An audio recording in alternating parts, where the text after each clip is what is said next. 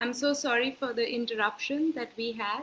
We're back live now, and hopefully, we're not going to have any further challenges in our video today. There we go.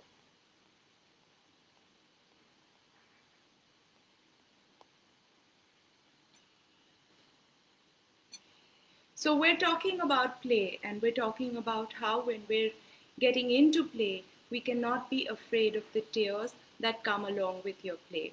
This is Megha Mawandia from Trioke India, your parent coach and counselor, helping you with tips and tricks in these quarantine times. So let's talk about what are the different types of play. When I'm talking about play, what do I mean? Whenever I talk to parents about connection and play, the one thing that they love talking to me about is how every evening they love spending time with their child in the bed, they read a book, they say their prayers, and they talk about their day. I promise you, this is not what your child means by play, and this is not what I mean by play either. What we think play looks like, which is essentially conversation, connection, is not what play for children looks like. And it's actually not even play for us. It's just connection time and quiet time, and it's a lot of other things, but it isn't play. So when we're looking at play from the perspective of children, we're looking at role play. So, especially with younger children, but even with older ones, you can see me with a different hairstyle today because we we did a role play which became a little too real, where my 12-year-old cut my hair for me. And we had a great time doing it. I'm not asking you to trust your child with the scissors. Not everyone can do what she did for me. But role play is has no age to it, and we encourage it a lot, and especially when they're younger, because role play helps them make sense of the world around them. It is through role play that the limits that you set to your child, they're able to play out the response of it. They're able to switch the power struggle in role play. So, what does role play look like? Right now, of course, school is not a scenario, but for many of you or some of you, the home distance learning is a scenario. So, how about role playing around that? Or for those of you who are working from home and are attending conferences and doing webinars. So, for example, right now, I have occupied this space and my children have to tiptoe. I mean, they might be around in this room, but they're off camera, and there is an expectation of how they need to behave. In role play, we would reverse the role where they would be sitting at prime position in the house, and I would have to be tiptoeing around, and they get to make eyes at me or get angry at me and say, "Shh, I'm working, get off me, I'm doing a meeting." And this role play is where they get to play out what's bothering them to in front of with reversing that role with the other. This could also be played with toys in the house, so there could be a doll who's part of that role play. um, Also, not to forget to do role play about simple things like birthday parties, going to school, playing a game, or office mama baby, where you reverse role, who's the parent, who's the baby, etc. These are ways in which children make sense of the power where they don't have the control that they would like to in that situation. The second type of play that we like to encourage is called roughhousing. So, this is the really boisterous, aggressive play. It involves things like pillow fighting and wrestling, and playing catch and hide and seek, and anything that promotes a lot of laughter. Thank you, Pratma, for my hairstyle. I have to thank my 12-year-old, my latest stylist, to do it for me. But rough housing is really about laughter. Now, a lot of parents get very worried about rough housing because they're like, "Well, what if my child gets hurt?" And I want to share an example of rough housing with you. So, when I was at one of my instructor meetings, and we were up in the mountains in the middle of nowhere, and a bunch of 40 people getting together to talk about play and connection and all these things. And we tried a roughhousing exercise where we just piled up on top of each other. So it was really like a like a pile of bodies of big people lying on top of each other. And at first, when they said we're going to try doing this, because you really need to let go of inhibitions in your body to get into play, right? So we were trying that out. And when they said let's do it, I was very scared because I have a slip disc issue, and I was worried that it might get triggered and it might not feel safe. And they said, don't worry about it, give it a go. And I lay down. I mean, I was in the middle of this pile, so there were people below me, there were people above me, and everyone's just getting in. And there was a lot of tactile pressure that you got. And there was this one point in maybe 15, 20 seconds getting into that pile where I felt a really tiny twitch. And it was like a miracle because someone next to me noticed that I'm uncomfortable, and the bodies just opened up. It was like instant. Megha's uncomfortable. And everybody just opened up, gave me space. I said, no, I'm not too bad. It was just a slight twinge. They were like, get comfortable. And the pile was back on again. So, what I'm trying to say is, why does roughhousing look uncomfortable to us? Because very often, what is supposed to be play becomes competition, becomes a way to overpower the other. When we hold on to the tenets of play, which is respectful, which is about love, which is about connection, about getting into each other, then it is very safe. So, if your child at any point feels uncomfortable with the play that you're doing, you need to be tuned in. You need to go into that roughhousing play not with the intention to compete or beat, but you need to go into this with the intention to just play, to be delightful, to laugh, to make laughter the star. So I keep talking to parents and to my children about always remember laugh with and not laugh at. Altogether, too often, our play is about laughing at, which isn't a safe place for anyone. It becomes about teasing, it becomes about overpowering, and that's when it takes away the healing properties of play that we're looking at. So don't be afraid of physicality in play. In fact, welcome the physicality of play, but definitely be tuned in to how the other person is feeling. Be very respectful to release, to feelings, and to the word no. So, a lot of families enjoy tickling in their play, and we actually discourage tickling a lot. Thank you, Nidhi, for joining us and enjoying what we're talking about.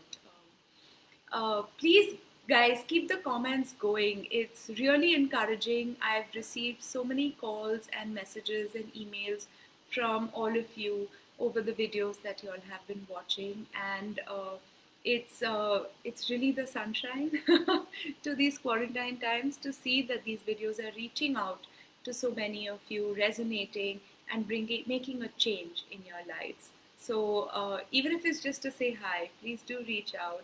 It's very uplifting and encouraging. So going back to what I was talking about, which was I have lost my chain of thought.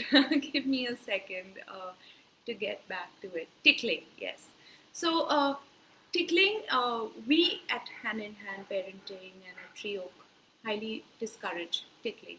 The reason being is because tickling is not about consent. So tickling is involuntary laughter. And unfortunately, by definition, tickling becomes about overpowering the other, taking control over their choice of their body, whether they want to laugh or not, because involuntarily they have to laugh because of the tactile pressure that they're getting. However, there are some families which love tickling, and they get very discouraged when I tell them that no tickling, we discourage tickling. So, a gray area or an alternate to tickling, which seems to be working well in the families that I have spoken to about, is to give your child a safe word. So the safe word could be something really silly like silly putty, or peanut butter cupcake, or snickerdoodle, any random word, Cadbury, and every time your child says that, you stop. So you go into tickle, and you see, take your time to go into tickle, because many times just that act of going in is enough to bring out the laughter, and that laughter is more voluntary than actually going in, putting in that touch. So you pretend, you try to go in, you go in closer and closer, and they get that feeling, that bubbling up of laughter, and maybe you're almost there, and they say, "Snickerdoodle," and you freeze, and that brings laughter too. And then you go in again, and they say, "Snickerdoodle," and you freeze. So what you've done is you've taken a game of overpowering, like tickling, and you have broken that cycle of overpowering that person into making it about consent, because now your child has control over when they say stop, over when they say no, I don't want this now. Um, and they and and you have kept laughter as the star of the entire show. So you've not taken tickling out, but you've taken the power struggle in tickling away from it. So that's how you can bring tickling in if you like to, but if it is not important in your family, best to do away with it. A lot of people, there's a lot of literature out there which talks about how tickling feels not safe and violating for a lot of people, and that they don't like it as adults when they're able to talk about it more openly. So in rough housing, we're talking about things like you can play catch. Another fun game is 1000 kisses, where you just keep going and catching your child to say, I want to give you 1000 kisses, and your child is running away from you, and you're going to catch them, and they're running away, and you're going to catch them. And it's about trying to get that one kiss in, and that two kiss in, and that three kiss in, and keep on counting how many kisses you've gotten in. Children love it, because what you're doing is you're using play, you're using physicality, you're using laughter, you're bringing in all the elements, and you're tying it up beautifully in this package with love. Because it's about, I love you so much that I'm going to chase you to wherever you want to go and give you so many kisses. They love that attention that they get from it. So that's another form of roughhousing. Another fun one is lumpy cushion, where say your child is lolling around on the sofa, and you just go and you sit down, and you're like, this sofa is feeling very lumpy today. Oh God, I need to dust this sofa. Whoa, what's going on? And they laugh and they laugh and they laugh. That, Mom, that's me. That's not the sofa. And you're like, oh my God, I sat down on top of you. And again, that's the physicality, is the tactile pressure that you've brought in, and you're not afraid of using your bodies to show connection and laugh and repair whatever needs to be repaired. Besides these ideas, so role played roughhousing, there's another kind of play which is a very creative play. So I have one client who's been sending me these wonderful videos, these sketches that she's been doing about her life in quarantine, where she puts this tea cozy on her head, paints her nose, and cooks. And she has a spray, and she's using that to spray her vegetables or her pan, or doing something silly. She did a mime of homeschooling, where along with the pencil and everything, she pulls out like weapons as part of her tools to homeschool her child. So you can be creative by pretending to do something silly. Another parent shared with me that they just took the bed that they have, so they're not able to go down in these times. So they took the mattress from their bed and pulled it down, so it sort of became a slide on their bed. So they just angled it from flat into this incline, so it became a slide. And for a good half an hour, all everyone was doing was making a circle, slide down, making a circle, slide down. So you have a lot of tools in the house to bring in this creativity. We just need to not be afraid of it, and we need to take away those things which are breakable, move them aside, but be creative with what we can use.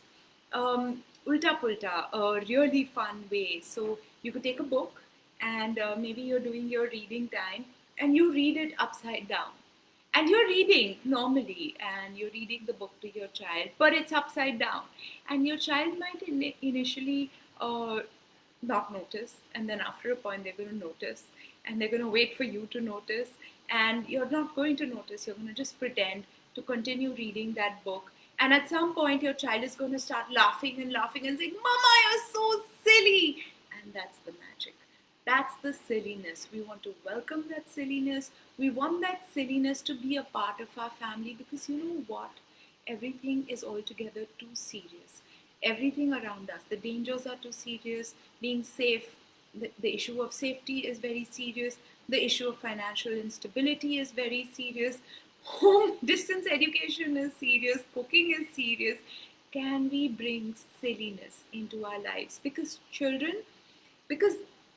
the natural space for them is to be silly. I mean, yesterday we were playing football, and my daughter just started dancing and doing some chaddi ganji, chaddi ganji, chaddi ganji. And it was so silly and it was so funny to her and it was so natural. Children love that. And if we celebrate that, we're able to connect with them and let that release come out to repair those bottles of connection which haven't been working too well. So, so those are the types of play that I can recommend. Just to recap, we talked about role play, we talked about roughhousing, and we talked about creative play and bringing silliness into our lives. Now, I want to talk about how do we use play to set limits.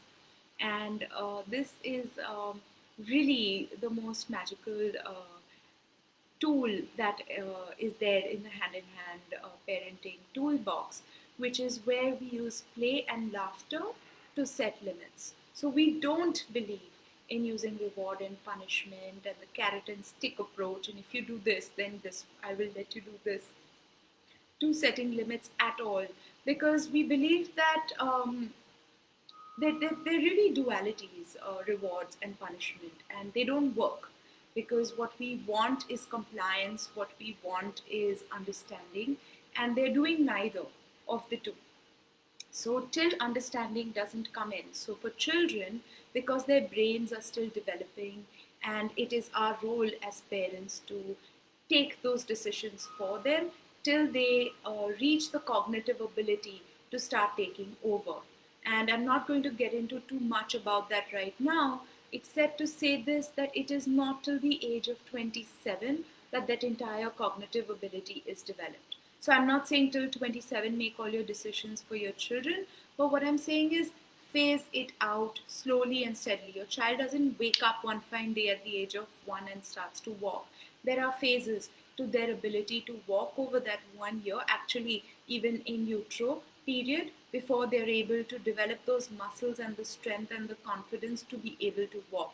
Just like that, it takes 27 years for decision making to become set into their psychology, and we need to harness it slowly and steadily and support it to scaffold that decision making in that period.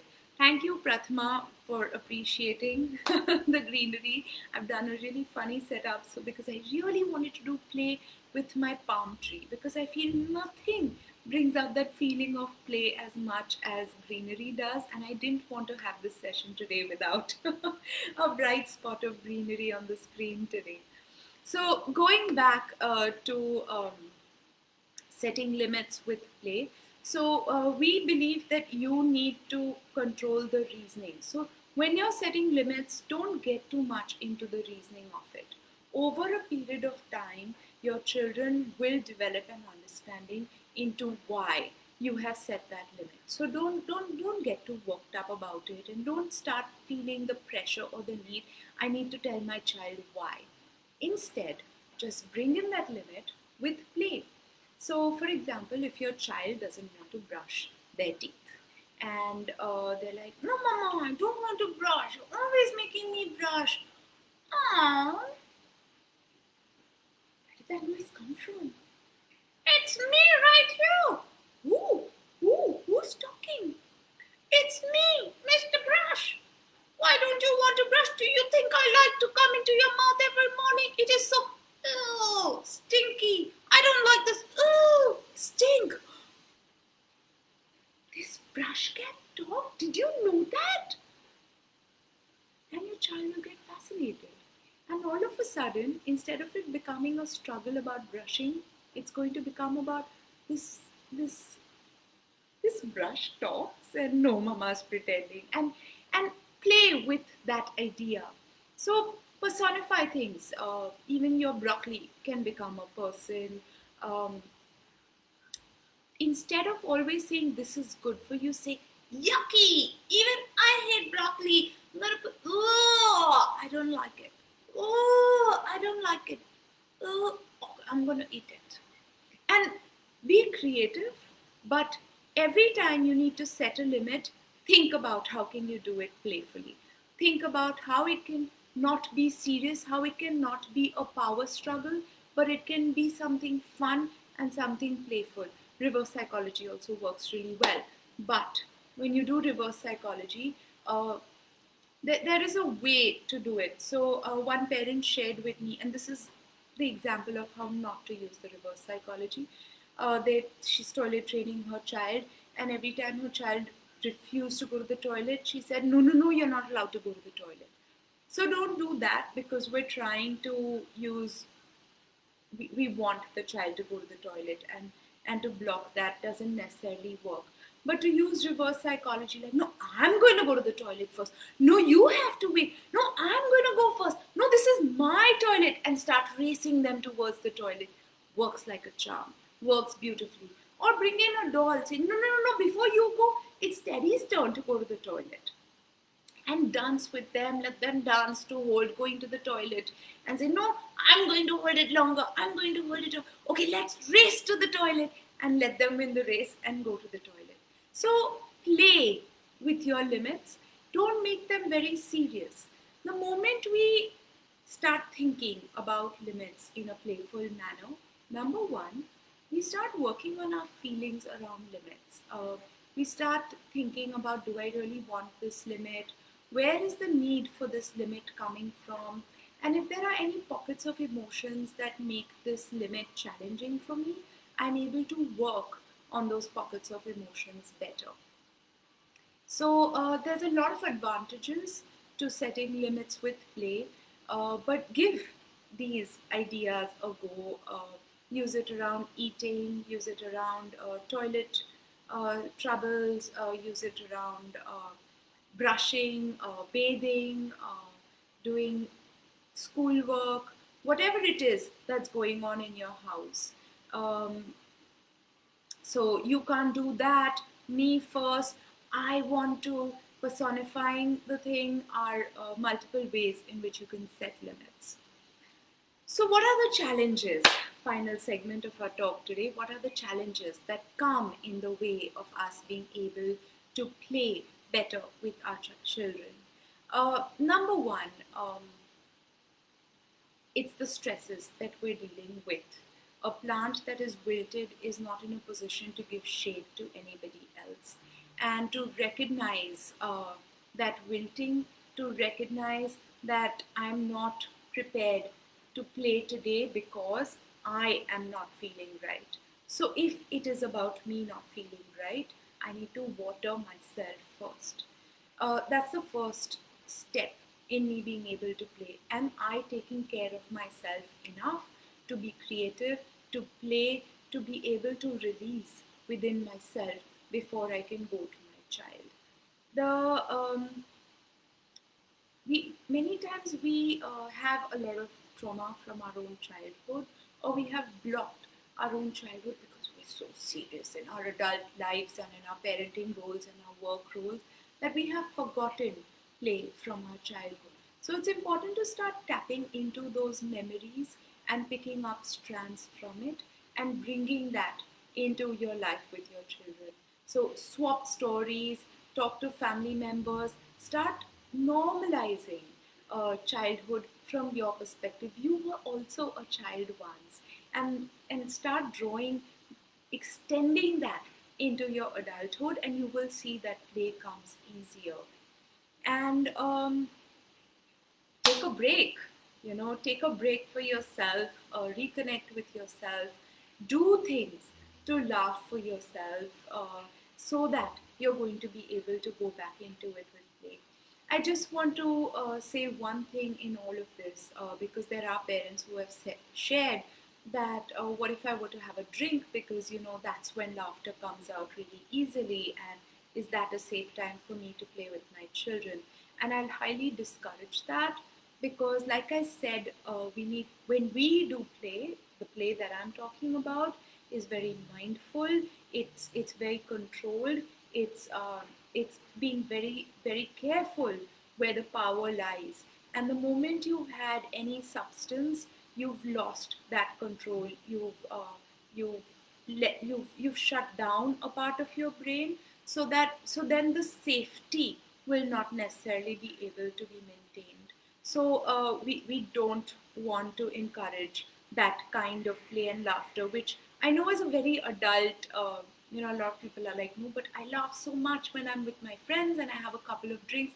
That is a different kind of play. We want another kind of play with your children, because safety is your responsibility, and making sure that they are not getting overpowered, and that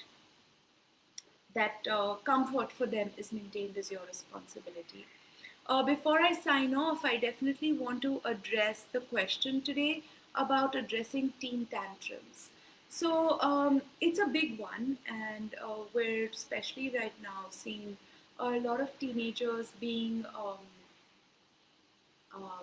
feeling very closed in and claustrophobic and very angry in this situation. So, what's coming out as anger is actually just they have this need to be out and about, and not necessarily all the time. It's this claustrophobia of being locked in with family and cut off from their friends. Um, However, play works beautifully with them too. But when you're playing with teenagers, number one, we need to get into their language. So you don't get to pick the play, they get to pick the play. Go close to what looks like play for them. So if playing video games is what they're into, join them in that video game. For you to sit on an ivory tower and say, no, but I don't know how to play video games and I don't play video games, doesn't work. Get down to doing what they do. So if they like to watch movies, try to snuggle in close to them, lie around, bring some popcorn in, and accept or try to open those barriers of distance between the two. And again, physical play. So we have studies which have shown that teenage girls in high school, right up till the time they go to college, who are roughhousing and wrestling and playing physically even with their fathers, go on into college and university and take on better leadership roles, and better they're more comfortable with themselves, their personalities, they're more risk taking in their professions and their careers. So there's no age to roughhousing. There's So my mentor Patty Whipler, one of the instructors, asked her that, look, I am 50 and my son is 6.5 feet tall. He's big and he's huge, and I don't think I can wrestle with him. And Patty, who's herself very frail looking, just looked that instructor square in her eye and said, "Get fitter." So we're really not saying that you can't play with your child of any age. If you start off early enough, and if you show them what respectful play looks like, even your child, when they are stronger than you, will not use play as a way to show power. They will use play as a way to find release, to be collaborative, to be very caring about each other. So that's that about teen tantrums, keeping in mind play. Um, Thank you all for joining in today. The video is going to be available on Facebook, so please do share, like, send in your comments, and until next week, stay safe, be happy. This is Megha Mawandia, your parent coach and counselor. You can see more of my videos on Tree Oak India. Thank you. Bye.